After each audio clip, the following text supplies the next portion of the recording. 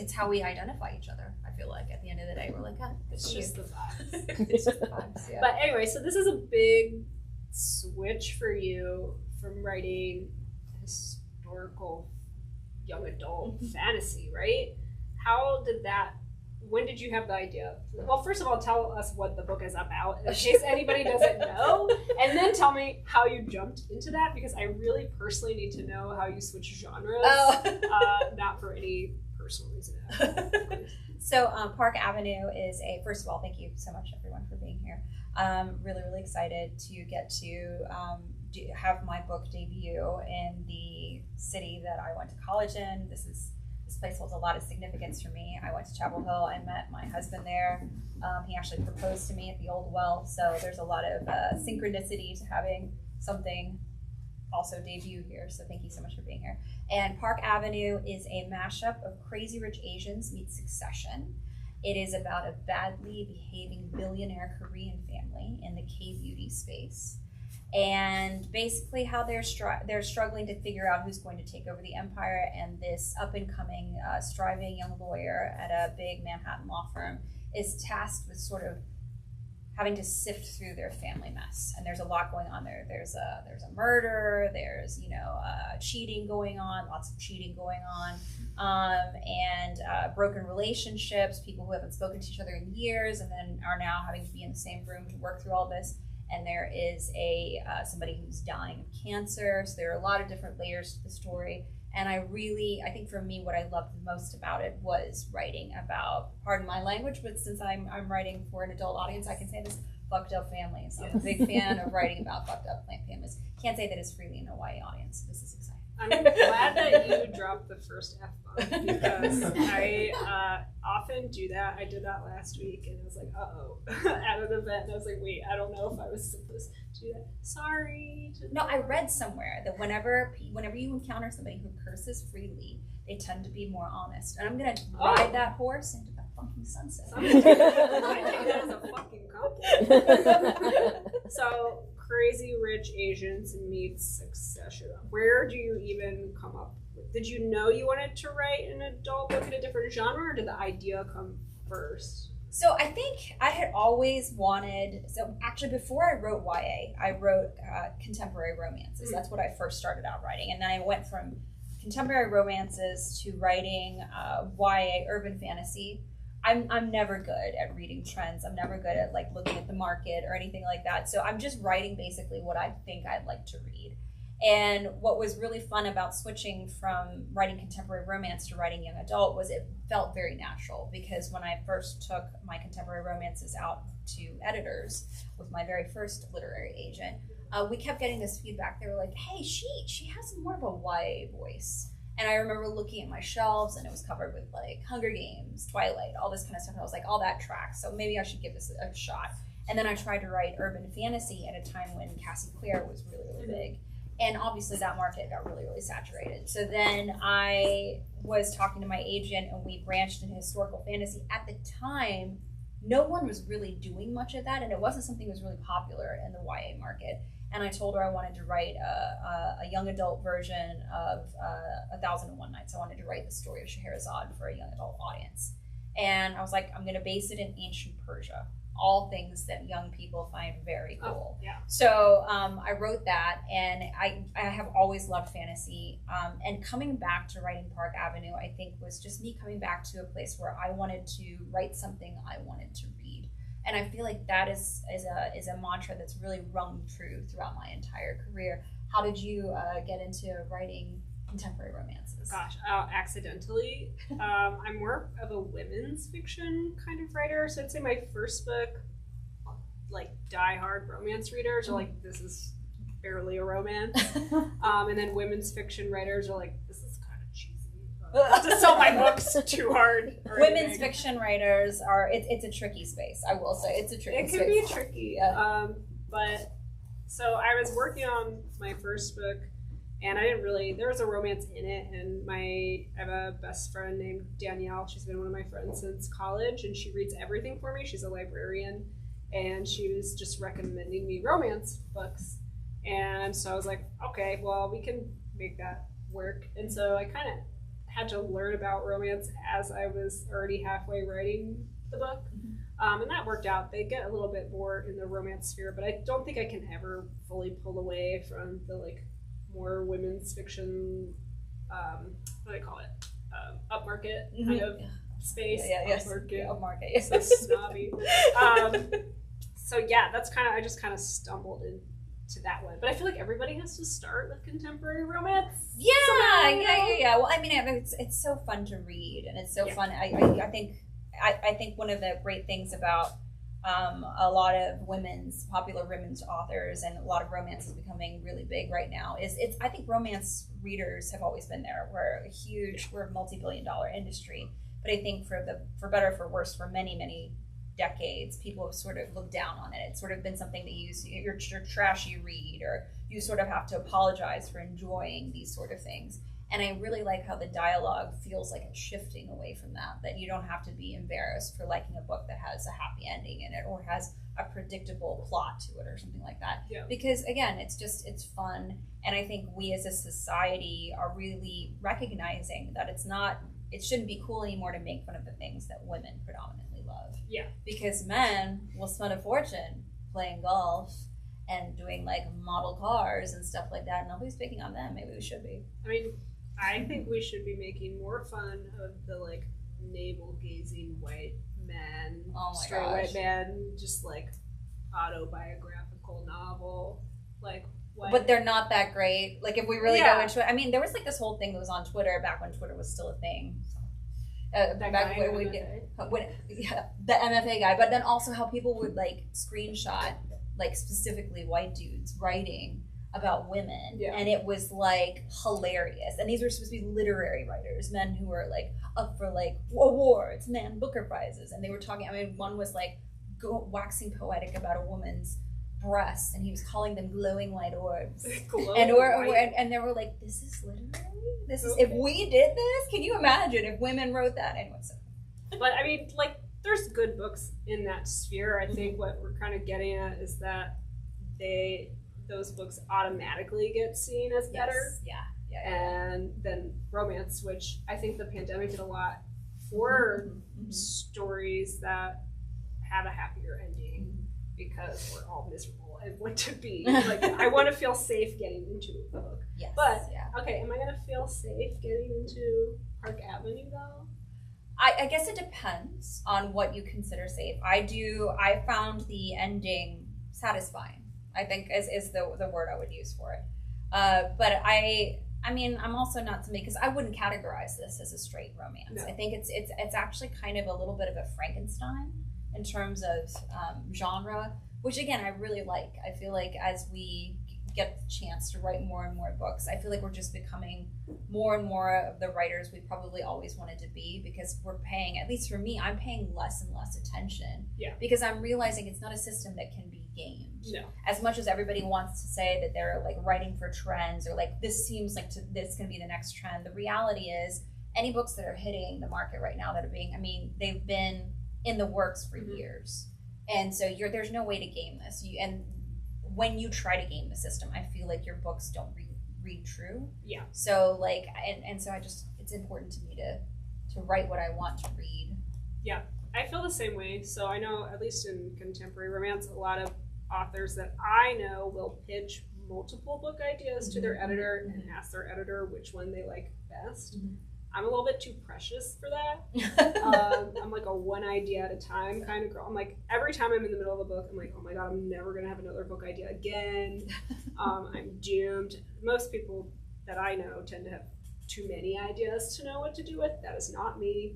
But like a lot of people I know will pitch a bunch of ideas to their editor and be like, which one do you want me to write? And I am like, nope, it's one idea at a time, because I have spent 4 months figuring out if I even want to write this one for sure.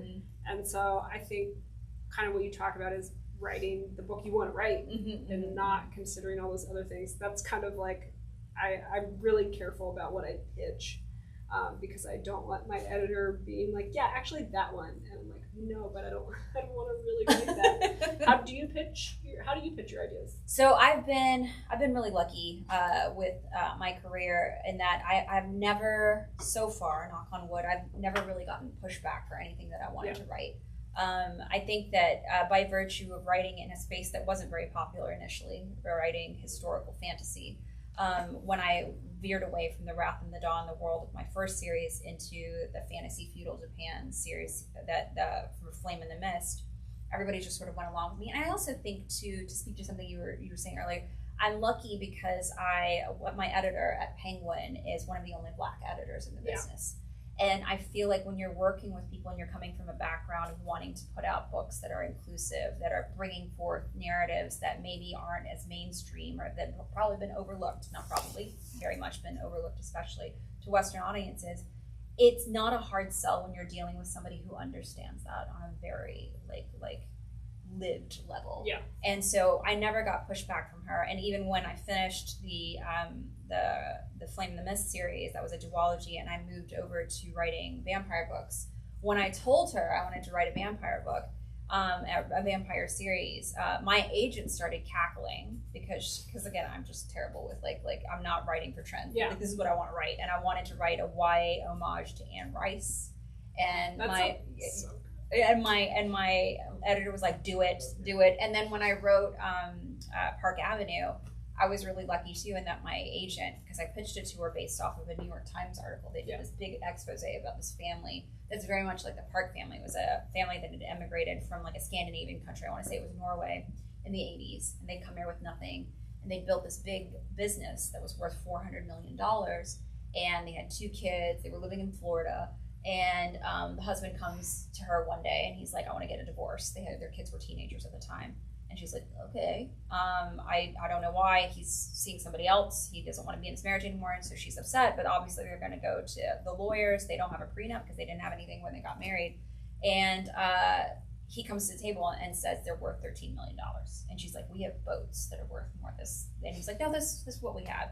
And it had turned out over the last couple of years, he'd been planning to leave her, and he'd been squirreling away money in like offshore accounts in like the Cayman Islands and the Cook Islands, in Switzerland. And he'd been stashing away all his wealth so he could essentially cheat her out of it. And she spent 2 years going all over the world trying to hunt this money down with an attorney and a forensic accountant. And so I was like, this is such a cool story. And it's one of those truth is stranger than fiction sort of stories. And I was sitting back and I was like, this is something I want to write. And I think it would be really interesting to write it from the perspective of a Korean immigrant family, because my mom is a Korean immigrant.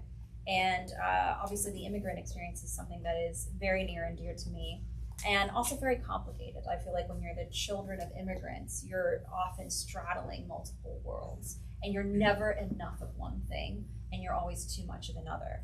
So I feel like writing from that space, I thought it was something that would really, hopefully, I feel like everybody would understand, even if you're not an immigrant, because I think this sense of being a fish out of water, the sense of not fitting in, of not knowing your place in a situation, I feel it's like such a human experience thing. So like, I think it doesn't matter where you're from, you're going to understand it. I mean, I guess if you're Don Draper, maybe not, but you know. Well, what I love about the book is that you have this main character who's really materialistic. Yeah. Like, she wants her Birkin bag, like so bad.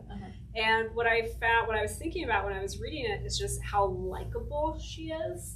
And I think what I really enjoyed about your writing is that she wasn't just materialistic to be materialistic. There was motivation for it. She really cared about her family and the mission she felt she had to take care of everybody. And that made someone who on the outside seems really materialistic, someone who I wanted to succeed. And I just really thought it was cool how you pulled that off, a character who could maybe be unlikable, but I found very likable as a reader. Thank you. So you came up with the idea for the plot first, and then you developed the characters. Yes, yeah. So can you talk about developing your characters? So it's funny that you're saying that, because writing this book was very different from developing any other books, because I usually start with character, because for me, character is king. But I had this sort of rough scaffolding of the story that I wanted to write. And I think I think when you're the children of immigrants, a lot of the idea of success is something that is put on you in a very specific way when you're growing up. Because if you're the child of immigrants, often your parents or whomever came over beforehand, they were people who gave up a lot to be here. So this expectation of you owing them, even if it's not spoken, it's there, right? You owe them for this opportunity that they've given you, that they gave you at the expense of whatever they were building. Because if you think about it, they're leaving their homeland, they're leaving the language they often speak, and they are having to learn a new language, having to start all over again in a new country for your sake. And I wanted to put something tangible on what that meant, paying your parents back for that. But then also I wanted to take it to several different layers and make it something, because I think also it was a healing process writing this book, because I think often when you're the children of immigrants, there are things that you wish your parents might have said to you, or your parents would have recognized that they're putting a lot of pressure on you. And that's not a conversation many people get to have with their parents, but I think it's something that would be very healing and meaningful to have. And I didn't necessarily want to write a story that was this stereotypical tiger mom Asian sort of situation where, I'm just going to be mean to you and expect all this stuff, and there's no growth, there's no self-awareness.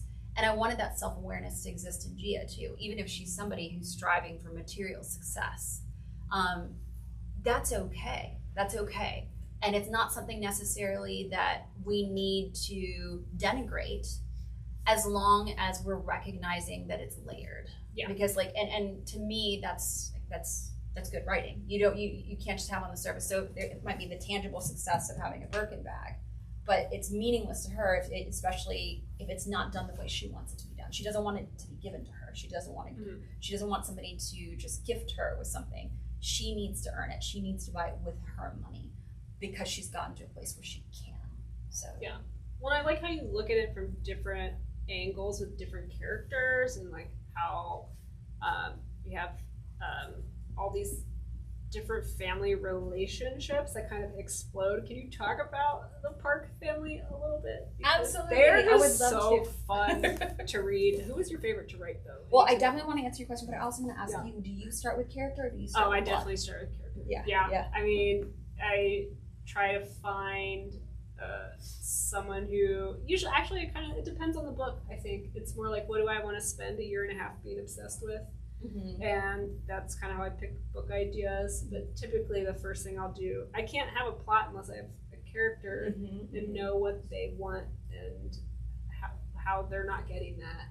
And so I kind of build it out from there. But I think every book's a little different. Absolutely.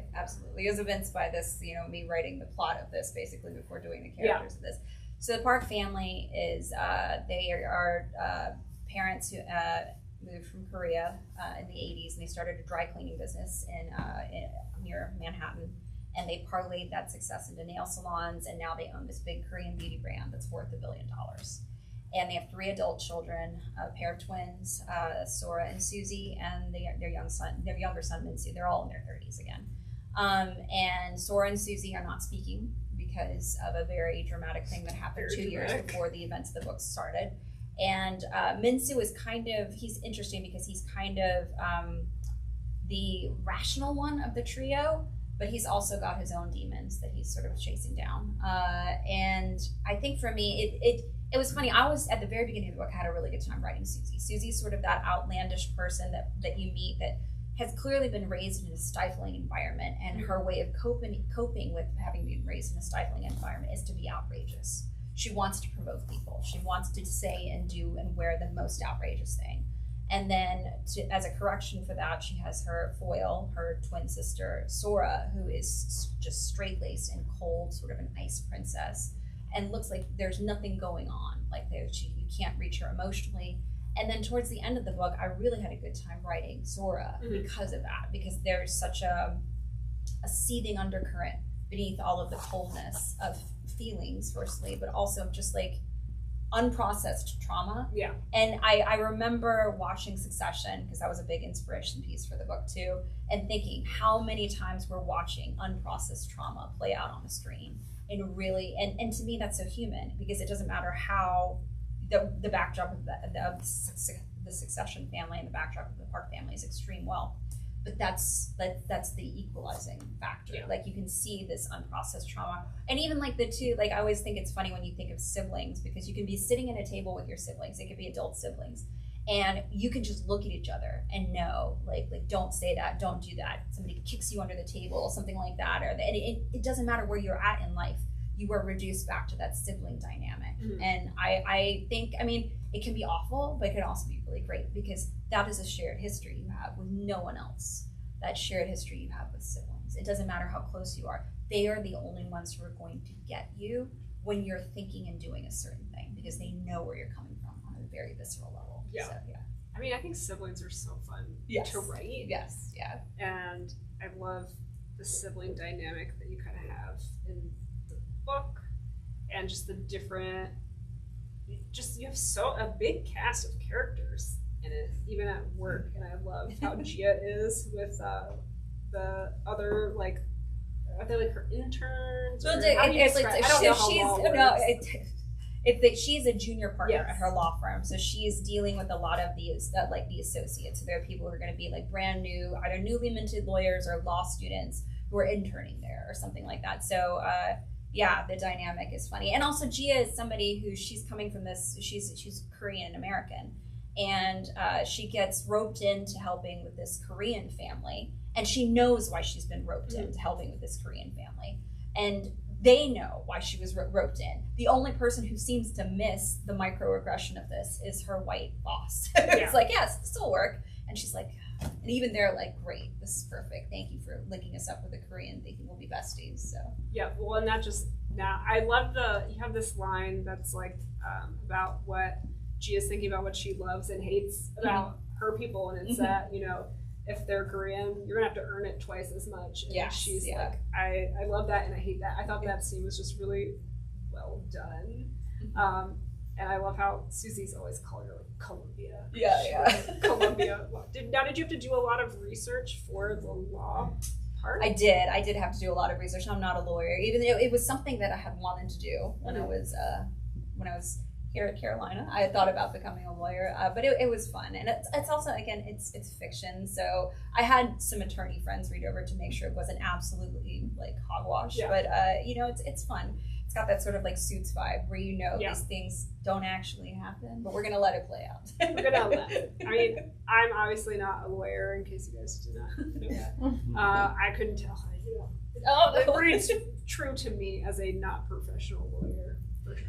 Thank you very much. You know, it's books are fun. I mean, you teach books, so like you're teaching writing, and so that must be interesting too, because I feel like as a writer, we're often very focused on how the sausage is made, and so then it becomes really difficult to enjoy books and completely become absorbed in what we're reading. And I lament that. It's something I often mourn. Like I wish I could go back to a place where I could read some of my favorite books again for the first time and be completely transported and not be concerned with how did they do this? You know, how do I do this? And I feel like only recently have I really begun to sort of remove the writer aspect of being a reader from that experience. Yeah. So like it must be really, do you feel like it's made you enjoy reading more, or do you just have to compartmentalize? I mostly teach academic writing, but I do have times when I teach fiction writing, and I think that it doesn't really impact my reading enjoyment much because I'm really bad at reading.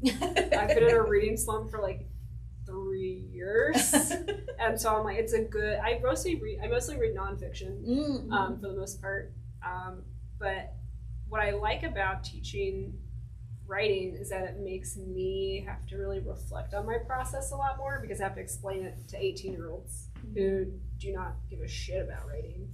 It's a required class. English 101 is everyone's favorite class. Well, it is by the end of the semester. Oh, because I'm amazing. But it's really fun to see 18-year-olds who don't want to be there at 8:30 in the morning. Yeah, I know. Actually, the 8:30 classes are usually the best ones. I think it's because they're the overachievers who chose to be there. Yeah, because like most kids, I wasn't in college. Definitely, I wasn't choosing 10:30 The classes. 10:40 students are like, I'm so tired. I'm like, I have been awake for 6 hours. To be about it. And I've taught this class back to back 3 times, so I don't even remember what I've just told you. Did I already tell you that? But what I like is they come into writing and to English 101 because they didn't test out of taking English 101, and they think they're bad at writing. They don't want to be there. They're just there to do, and I teach them about the first thing I teach them is about writing shitty first drafts. And we read it's a really short essay by Anne Lamott called Shitty First Drafts. And it's she's so great. It's just about how professional writers don't know what they're doing. Like it's all suffering. Preach. And at the end of the semester, that's always the thing they tell me that they really remember and take away. And I get to teach my students how they're already writers and they just need to kind of trust themselves more. I think a lot of writing is about trusting your intuition and developing that. And then also being okay with sucking. Yeah. Like, do you do a lot of drafts? Are you more, do you like drafting better or revising better? Oh, I love editing more. Yeah, I love editing more. You know, the drafting part, like, so you can't fix nothing, right? So you have to get something on the page. And often that something on the page is, you have to be okay with being like, there's going to be a great kissing scene here. I haven't written it yet. Just imagine there's a great kissing scene here, and then we're going to progress on to the next thing.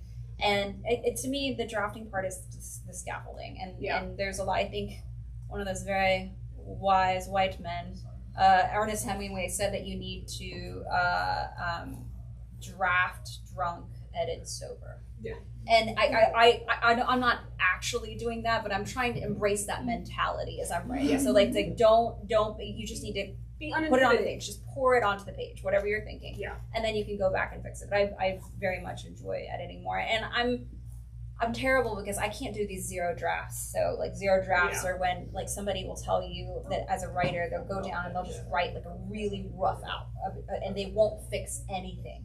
They'll just write like 50,000 words and they'll just like crap it onto the page and they'll be like, okay, I'll go back and fix it.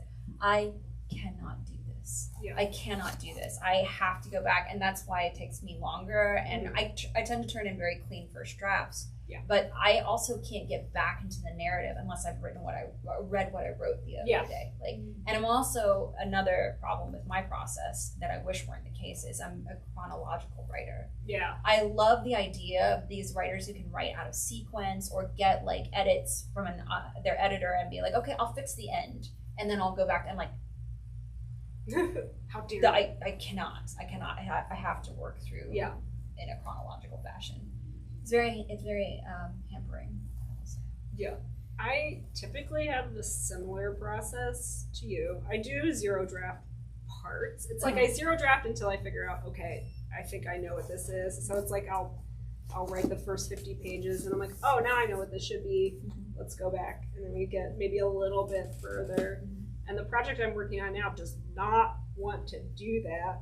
And so I'm writing out of order. I haven't outlined as much as I normally have.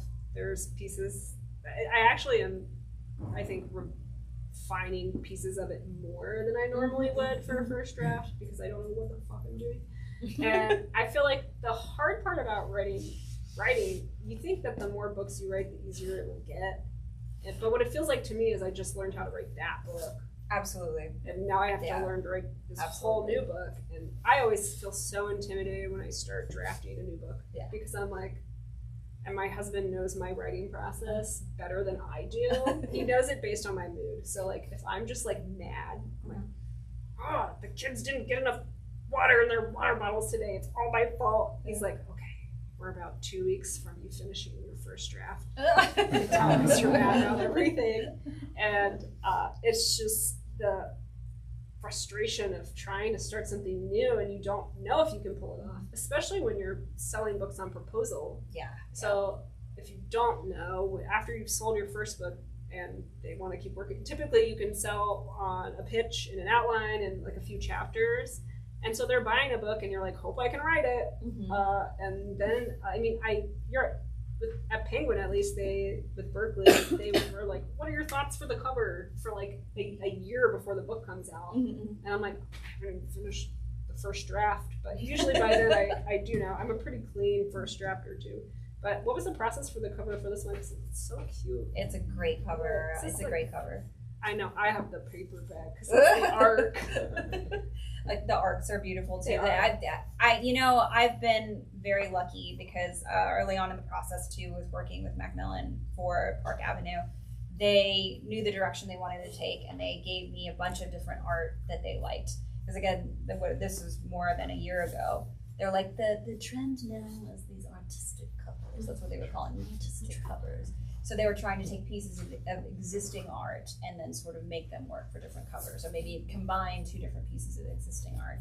And the cool thing was they sent about 4 or 5 different pieces to me, and then they were like, which one do you like? And all of us liked the same one, which was this one. And then we found out after we said this was the artist whose work we really liked, that she was a Korean artist, which was so cool because we didn't know it at the time. Yeah. And not all of the selections were by Korean artists. So very, very cool. I actually, this was funny. I reached out because I wanted to buy the painting. So cool. It was so expensive. They got back to me and it was like this gallery in LA, and they were like, "So we just have it. We have it on the floor right now. Everybody's loving it. The price currently is $17,000." I was like, "Okay." I really hope she gets it. And then they reached out to me and they were like, she really wants you to have this piece. We were thinking we could do a 15% reduction. I was like, I don't know what you think authors are making. I was like, maybe one day. I don't even have a wall for this painting right now, but I was like, why don't you, when you get back down under 5 digits, we can have a discussion. Oh my gosh. But it was so funny because they kept reaching out. They were like, she really wants you. I'm like, I'm sure she does. Yeah. But I'm not going to insult her by telling her what I would like to pay for it. So. Oh god, that's really funny. Yeah, it was super funny because my agent and my editor were like, you should get it. And then I told them what the price was. I'm like, I was like, do you want to give me a bigger advance? I'm like, you know what you could do is you could get it for me. Yeah. Oh, if only publishers would oh please. Get us things. Apparently, many years ago, back in the 1950s, because most writers that were hitting the New York Times list, they were white dudes. There were a couple of publishers who would buy white dudes who hit the list, Rolexes, which I've heard in the past. I'm like, we can bring that back. I can't even get bookmarks. I know, right? I always think it's funny when people are like, oh, is your publisher sending you on tour? I'm like, no. They're not even sending me emails. I don't know if you know. I mean, none of us know what we're doing because even if they're saying I told them for this, I was like, I don't even know if I should go on a tour for this because for all intents and purposes, I am having to build again. I'm starting at the beginning because moving not only from the age group of moving from YA to women's fiction, but then completely switching genres too. Maybe it would have worked if I had done fantasy. But when do we do stuff that makes our lives easier? Why would we do that, right? So I was like, no, I'm going to do totally new genre, totally new age group, go. So, and I was like, I don't even know if I should do a tour. They're like, no, let's give it a shot. And I was like, okay. I think it's always fun. Yeah, it's fun. No matter what kind of crowd you get, it's fun to get to have that different vibe. It's nice to not have to hold a microphone. It is very nice not to so have nice. It's very nice, very nice. We should open the floor to questions. And again, thank you all so much for being here. I have so many friends and family here. Thank you so much for being here. And so many friends and family on this too. So. But any questions you might have for me or for Sarah? Obviously, Sarah coming at this from a craft perspective as a teacher, I would love to, we can have really boring ass conversations later that are really scintillating to us. Like the boring ass writer conversations. My poor husband, he only reads nonfiction too, and he reads the worst nonfiction, this sort of nonfiction that would torture me. He reads books about making money. And I'm like, dude, this is torturous. Why are you electing to read this? But he doesn't read any fiction, and so people always come up to him, and he feels like it depends on his mood how much he's going to lie to you. Because they'll be like, "Did you read Renee's book?" And he's like, "Yes, it was great." They're like, "What's your favorite part?"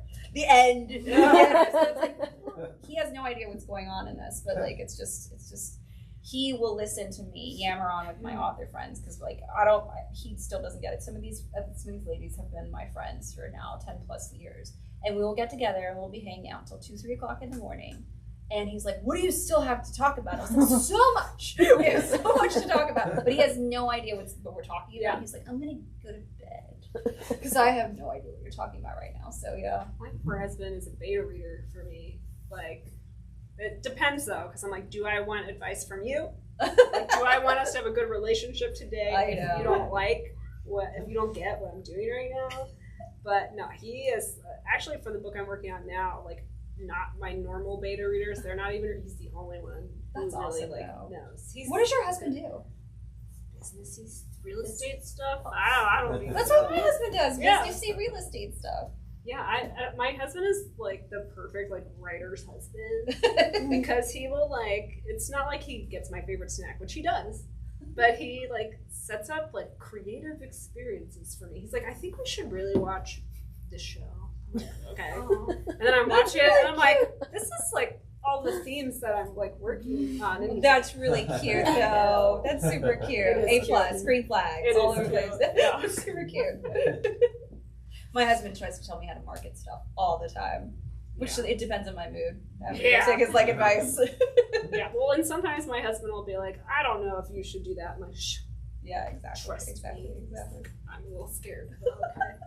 I will do that. Has he ever given you any really good ideas for while you're drafting the books? Yeah. He's so supportive. He's more like, you know, when you're like you're playing like racquetball or whatever. What's the one that's Pickleball. Not pickleball. No, that's not. Handball, racquetball, squash. But what's the American name for it? Because it's not squash here, is it? Racquetball, yeah. I'm not British, by the way. I don't know that exactly. Actually, just came out of it. He's just like, it's not pickleball where, you know, I'm hitting it one direction, he's going to hit it. He's just the wall. And so, like, his response to what I throw at him, that's kind of more.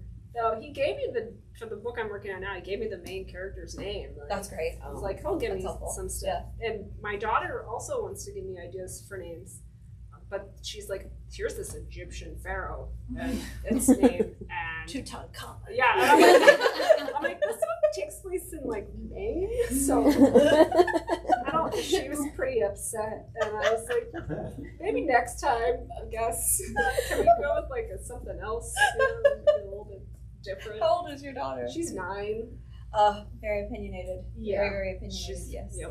Yeah. That's for She was very opinionated. It's good stuff. She wants to read my books. I'm like, no. Not yet. Yeah. Not yet. So you mentioned your favorite writing snacks. Is that like a consistent one across all of the different books that you do, or do you find that changes with every book that you do?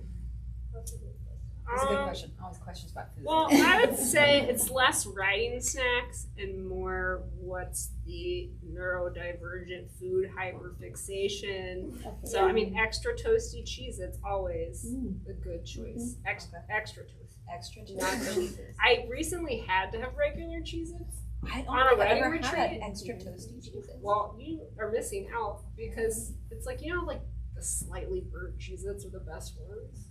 It's a whole box of them. Okay. And now I can't eat the regular Cheez-Its, so I can't. Maybe don't do it. You might ruin that for yourself. I'm okay with ruining it. My snack of choice is it's filled with it's cancerous. It's like filled with red 40 dye. I love flaming hot Cheetos. No, you don't. Me too. I love flaming hot Cheetos. But the thing is, it is a very inconvenient snack to write alongside. So what I do is chopsticks. So I'm like I'll have chopsticks. I'll have wooden chopsticks in a bowl, and I will be eating them with the wooden chopsticks while I'm typing. I need to do that. I have a thing about I don't like flavor dust on my hands. Yeah. And then well, I don't like it underneath my nails too. And also, as somebody who is very vain, the red dust stain my nails and underneath my finger, it isn't work. It's not really the vibe. No, it's not the vibe, unfortunately. But I love flaming hot Cheetos. Flaming hot Cheetos are really big for me. I also like oh my gosh, why am I totally blanking? Cyrus's food, not the Starburst. Oh, the high chews. High chews. High chews. So, love high chews too. Grape high chews specifically. And I have spawned 2 children who also only love grape high shoes. That's a battle. It's really upsetting. That's and so, yeah, it's very upsetting because I'll go to the bag of high shoes, there will be no grape high shoes in it. And I will know why. Did you know you can buy a 40-pack of Flamin' Hot Cheetos size Yes. from the yes, internet? 'Cause yes. I know that. Yes, Yeah. That's so limiting, though.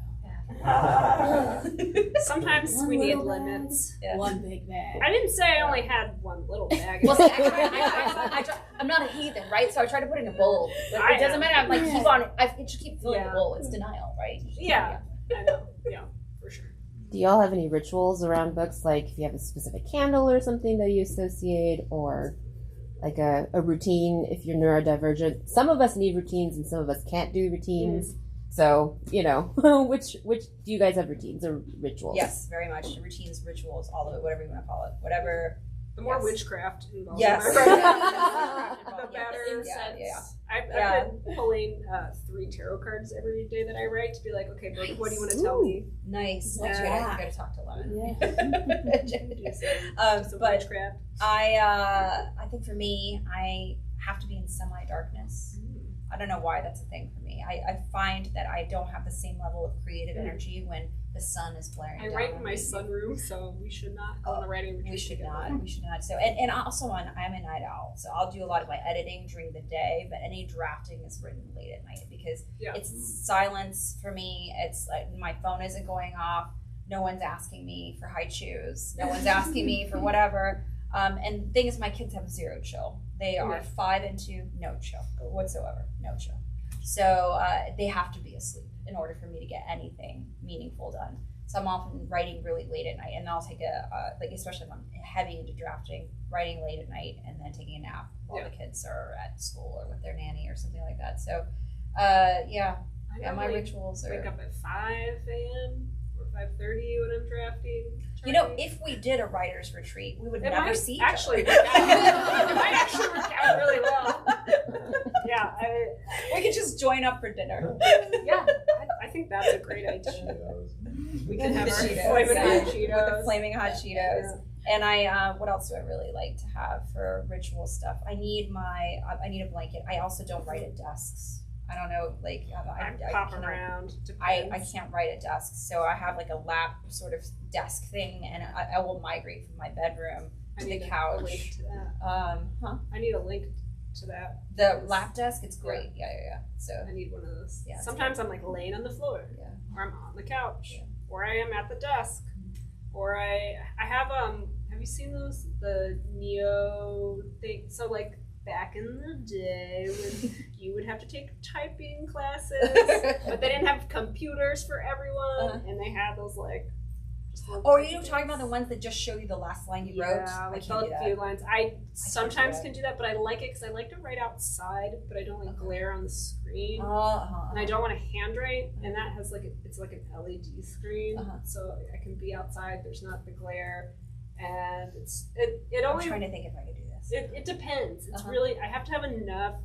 It's like I have a toolbox of different techniques and tools, because it's a toolbox, that I use. And it's like, what's the vibe today? Like anything to be like, okay, just 10 minutes. Actually, that's my real ritual is on a writing day, the rule I have for myself is I have to write for 10 minutes. Okay. And if I can't get in the flow of things after 10 minutes, you know what? I did my duty. I have done it. I like that. But typically 10 minutes will be like 3 hours. Yeah. Depending on the day. Yeah. I'm so much of a control freak. I can't, I still write in Word. Sorry. Do y'all like listen to music or anything while you write? Or can it, does it have to be completely silent? Usually I make playlists for the books that I'm working on, and it helps me stay. And I always listen to it in the exact same order because the first song is the trigger song, and that says, "Sarah, we're thinking about this book now." And it evolves over the course of working on the book. I have, and then I like to share the playlist when the book is done. But lately I've been not listening to music, and I listen to EMDR therapy, click white noise. Okay. So it's just it's called click airplane cabin white noise. Wow. And I listen to it on loop. Okay. Well, I can't. I don't know that I could do that, but I can't listen to. I don't know that I could do that because I feel like that would be the sort of stuff. Like, I'm that sort of person who, if I hear dripping water in a house, I'm finding the effing faucet that's coming from. I can't. So I feel like that would probably be triggering for me to listen to that. But I love to listen to music. Yeah. I love to listen to music on noise canceling headphones. Yes. I find that I cannot listen to music that has lyrics though, because the lyrics will make their way into it. So I write to a lot of classical music. I write to a lot of symphonic rock, a lot of Explosions in the Sky, a lot of Godspeed You, Emperor, a lot of M83. What else? My real heart is like and like I wrote an entire book to Tiesto's Kaleidoscope album. Wow, the entire it's solid. That's solid. That was an urban fantasy, so it didn't come out. It was the one that actually snagged me the agent I'm currently working with, who signed me off of it, saying to me, I don't know that this book is going to sell because it's urban fantasy. No one's buying that right now, but I will sell you big one day. So, I love an agent that just believes in you as a writer. Because the first book I wrote did not sell, and then I wrote 100 pages of another book, and my agent was like, "No, this is bad," and I was like, "Yeah, you're right," and also I hate this. Thanks for letting me know, Wendy. I'm gonna cry about it though. And I was like, I'm a failure. Like, I'm done. She's gonna drop me. She's like, why would you do that? I don't know, of course not. And she's always saying, write whatever you want to write. And then I'll let you know if I can sell it or not. I mean, that's like I've been with the same agent now for 12 years. Yeah. And being with somebody who always believes in you as a writer is huge, because there are agents out there who, if you don't sell big, will stop responding to your phone calls, will stop responding to your emails. And it's like that slow ghosting. I have so many friends who had to deal with that, and it's awful. I don't like, and I always feel like whenever people leave their literary agents, it was something they should have done 2 or 3 years ago, and they know it. Yeah. So, I always say it feels like I've always felt like my agent's only client, and I'm like, I know you have much bigger clients than me. So she's great. I really love her. That's awesome. To jump to adult, I just want to hear more about going from YA to adult, and has it felt different, like from how the publisher interacts with you, how's the process been? Scott is also a best-selling writer. I would like to write adult one day. So selfishly. No. He writes amazing middle grade and YA books and stuff like that. And do you have a picture book? I feel like you don't have a picture book. No, I'd love to do that. I promised her on our first date that I would. I just wrote my first picture book, and it was selfishly only because I wanted to read it. Sounds so hard. It is so hard. As an aside, everyone thinks that if you have 500, 600 words, you're like, oh, you can just crap that out on a week and you'll be fine, right? It is so hard when you're used to having 70, 80, 90, 100,000 words to tell your story, to then condense it down into 500, 750 words. The other piece of it is, if you want it to get into a certain age group, there are actually you can have only a few words that are multi-syllable, more than 3 syllables, because if you have too many of them, it'll be difficult for kids in a certain age group to read it. So you have to, all of that stuff is something to be mindful of as you're writing. So to answer your question, Scott, obviously I didn't make this easy on myself, because I switched over and I'm doing women's fiction. I'm doing book club fiction, upmarket fiction. So, and that's very different from writing historical fantasy for YA. I think what's been really nice about it, and I think will actually probably be something that really speaks to you too, is there is a lot of onus on us when we're writing for kids. What are you putting on the page? How is this going to be received by a 12-year-old mind, a 15-year-old mind? And especially as somebody who writes a lot of romance in my YA books, that's something I'm very cognizant of. Consent on the page, all this. So there's sort of a moralistic approach to writing YA books that even if you don't want to acknowledge, it has to exist. That same, it's not a restriction, but that same mandate doesn't exist with adult books. And the thing that makes young adult books so beautiful to me is that there's this newness and this freshness to so much, and you don't have to be as jaded. Sort of writing for an adult audience, the jadedness is expected. It's sort of necessary, but I like to pair it alongside the idealism that I really love about writing for kids. It's freeing though to just be able to put whatever you want on the page, and then to really be able to go deep on something that's very cerebral, because it's not that kids can't follow you, but even for me, like I don't necessarily want to read 15 pages of somebody's inner monologue. So, but there's a little more space with adults, and I don't know if you want to also do speculative fiction when you're writing for adults, but I can definitely tell you it is very good to change it up a little bit. I'm excited. I feel like creatively it's been wonderful to then get to do this part of what I've wanted to write and the stories that I've wanted to tell, and then still have the space for young adult. Because to me, if I were writing adult fantasy, it would just be the same shit I'm writing, probably like racier. And It's like working with a different editor. it's been really great. I really appreciated my editor for my adult books. She's so smart, and the way she edits is very different from my editor for my YA books. And I have 3 editors, because I have an editor at Simon & Schuster, and he's interesting too, because he's editing my my picture books, and he just bought a second one. And he's really high up at Simon & Schuster. It's J.P. Chanda. He's like the publisher of their children's book thing. So he's kind of weird in the sense that he has this very big overview, and it takes him a really long time to get any edits back. But he's always thinking about the marketing piece at the front end, and that's been a very different experience for me. So I think it's fun. It's fun to diversify. It's fun to have your. I recommend it, Scott. I recommend it. JP's great, by the way. Oh yeah. I don't know him yet. JP's great. Yeah, you will know him. I will. Yeah, you will know him. Yeah. Maybe. You will. You do want to write for the children? Okay, well then maybe. But my daughter does, and all my mom's friends, kids, they're like, I get asked all the time, like, oh, how do you, I'm gonna have someone call you because they want to talk to you they want to write a kid's book. I'm like, I don't know anything about that. Also, I'm so nervous whenever people come up to me and they want to pitch me a book idea. I'm like, look, I don't really want to hear any of this, because I live in fear that one day, like 5-10 years later, so this dude that I met, tangentially at a party for somebody, so they're gonna be like, you stole my book idea. You remember by the crudités, I was telling you about this, and be like, I don't know what you're talking about. So like something like Tell it to Chad. No, and then I'm just like, I have this like reaction, and I want to do this thing that like happens whenever. So the first time I took my husband to Korea, and he tried to speak in English to them, because apparently I lied to him, and I told him that everybody in Korea speaks English. Apparently that's a lie. So they know. And he went out to go shopping, thinking that everybody spoke English, and every time he walked to them and started talking to them in English, they would go. I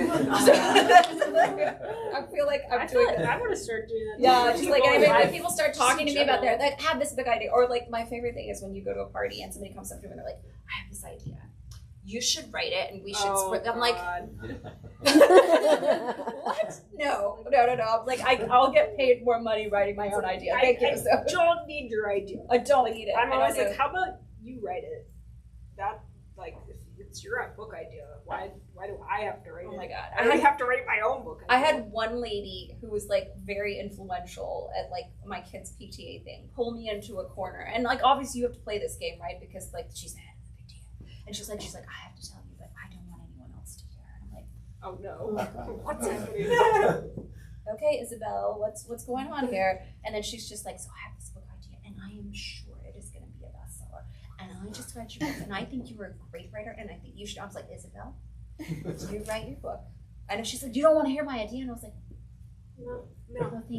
No, thank you. I was like, no, it's a liability thing. She goes, and I'm like, no, it's really, I have a lot of stuff under contract. If you need some like pointers on writing it yourself, she goes, well, I'm not going to write it. I just wanted to give you the idea. And I was like, I'm not doing this. So but I had to be like very nice to her. And I'm like, my dad has been bad dreaming. He had a dream once. oh god. Yeah, he had a dream once. And it's like, I can't remember. It's like, it's a bad idea. And You shouldn't tell me because I don't. I'm not going to tell you. I'm not going to tell you because I don't even want to know. And every time I talk to him, he's like, "So you're going to write the book title is called Life Insurance." Is that like a big thing? It's like not the title for Yeah. this. And sometimes he'll just be like, "Oh, you're writing? What about?" I'm like, why? How big's your policy? I'd like to know. Yeah, keep doing this. We'll find out soon. I'm like, you could write that. Like, you do that. I'll write my thing and you can write yours. Please. But I also don't hide my ideas from people, because at this point in my career too, I feel like the beginning of a writer's career, you're like Gollum. You're like, it's my patience, no one can know it. But then I'm like, if you want to steal my idea, buddy, go for it. Try and write it better than me. Do it. It takes a lot of, like, if you are committed and you get it done before me, good for you. Go for it. Go ahead. It can be completely You can have different. Yeah, and that's the thing with writers. You can give 5 writers. You could give, like, we have tons of writers in here right now. All of us the same prompt, you will get a completely different book. Yeah. So I'm like, you take it, knock yourself out. Yep. Yeah. Go ahead and try. Mine's still gonna be better. Now a question, thinking of ideas. I have this idea for a book now. Oh my God. So I'm always in awe of women who are moms and they work and they have so many roles that they fulfill on top of just having a full-time job. So for me, I'm not a writer, and I would think that writing requires so much muse and just like having this inspiration coming from what you're living through or what you're reading about or watching on TV or whatever. But as a mom, you're so limited in what you can do outside of just taking care of these living beings that are depending on you. So where do you find the time, or how is it that you find that muse to kind of continue fueling what keeps you writing and just being creative? I think for me, conversations are huge. Conversations with close friends like you and family. And then also, I think refilling your creative well is something that is just as much a part of your job as a writer as it is to do but and share words on the page. And I think that we often feel guilty for not getting, 1,000 words on the page today or something like this. But if I am really enjoying a show, like recently my husband and I watched Sirens, and we stayed up until 2:00 in the morning watching the show. And it was so fun because like him staying up past 11:30 for anything is huge. So but it was so fun because it was creatively fulfilling for me. The storytelling was great, and it was fulfilling for him from an entertainment perspective. And then we were able to have discussions about it that I could. So I'd love to recommend to you or to Eric or to JJ, and then we have these great discussions around it. I think traveling is big. I think that you need to find what things give you satisfaction creatively. So for me, it's food, it's traveling, it's music, it's another great book. I have to read at least 30 minutes every night before going to bed because it's like an etch-a-sketch for my brain. And I feel like it makes my brain work better in that sort of dream state. And I do find myself getting ideas or inspiration in those dream states, which probably speaks to a lot of the insanity that exists up here. But I think you have to make it a point to refill your creative well, because you can't just keep pouring from something that's empty and dried up and has nothing left to give. And we need to start giving more people in creative spaces the freedom to do that, however they need to do that. Because yes, my children are insane. Yeah. Mm-hmm. I know firsthand. Yes, they're insane. For me, I think not. I talk about my husband a lot because he is amazing and he works from home. So that really helps for me because he's kind of like, he takes on a lot of the traditional mom roles. Like he gets them ready for school, he takes them to school. He's just really supportive. And like, I just went away for a week for writing. Every summer I go away for a week for writing retreat and he just holds down the fort. Like I couldn't do what I do without him. And my job, I teach, so I have summers off. They ask me every summer, do you want to teach? I'm like, no. That's why I have this job. No. Thank you. And then I think what you were saying about filling the creative well, I think I like to think of everything is writing research for me. And I just follow my interests. I call it like crow mode, where I'm like, where are all the shiny things that I'm collecting? I don't know what they have to do with whatever I'm writing, but I'll figure it out eventually. And I think living a creative life is really important. Like writing is thinking. Writing is enjoying your life. It's not sitting. I mean, it does involve sitting down and typing, but sometimes I think we forget that, like you said, it's not about getting 1,000 words on the page. Sometimes you have to go for a walk. Yeah. Like your brain needs a lot of rest in order to, you can't pressure yourself. It's an idea is like it's like a cat. Yes. You have to like let it come to you. So true. Sometimes it wants pets. Yes. Sometimes it's like walk away from me. Yeah. Like I'd say books are cats. But it's such a luxury too, and I think to speak to your point, like Mhm. if you are really mired in survival, Mm-hmm. it is such a struggle to break away from that, because you then have to allow your brain the space to think of these things and indulge your made up world. And I think that I have so much admiration for people who do much more than I do on a daily basis, because I am very fortunate. I have, childcare. I have a spouse who's around and very involved. So I have the luxury. Like for me, I love to cook. I love to take long baths after the kids go to bed. And I find I get a lot of work done actually in the bathtub, just sitting there with bubbles around me, thinking. And all of that is a luxury. And I think it's really important that we keep the focus on that, because there are a lot of people who want to embark on creative endeavors, but they don't have that luxury because they're very much in survival. And I think we need to go back to a time and place.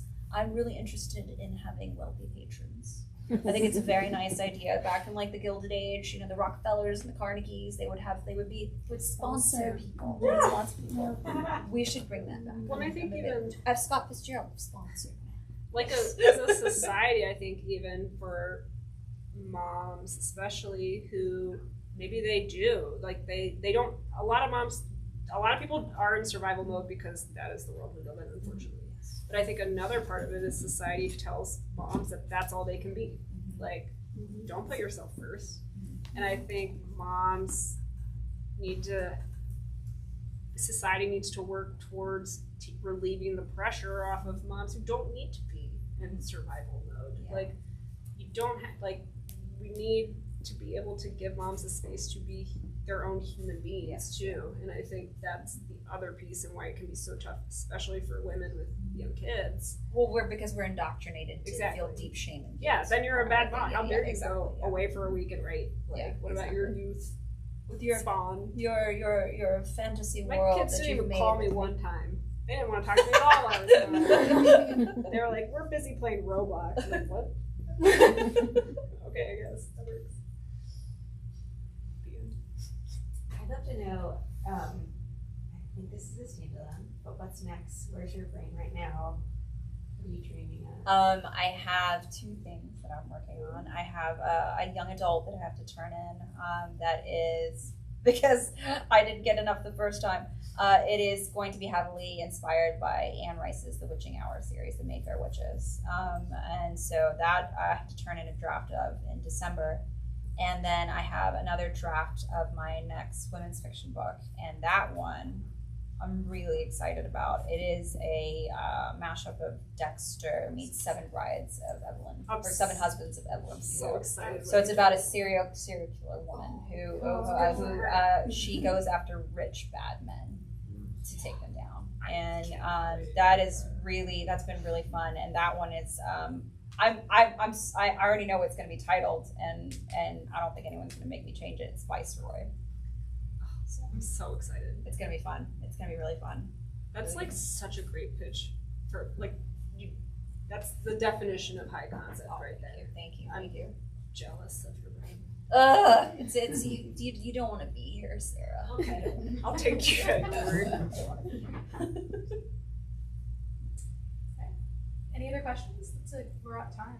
Wait, what are you working on next? What am I working on? I tried to explain to Renee, and it was just word salad. It was word salad, but I did feel like I wanted more superhero stuff. So. Yeah. I Well, don't know why, but it's probably because that would be what I would want to do with it. maybe. I don't quite understand it yet. All I know is that every time I write it, I dissociate for 3 hours. So it's gonna be a process.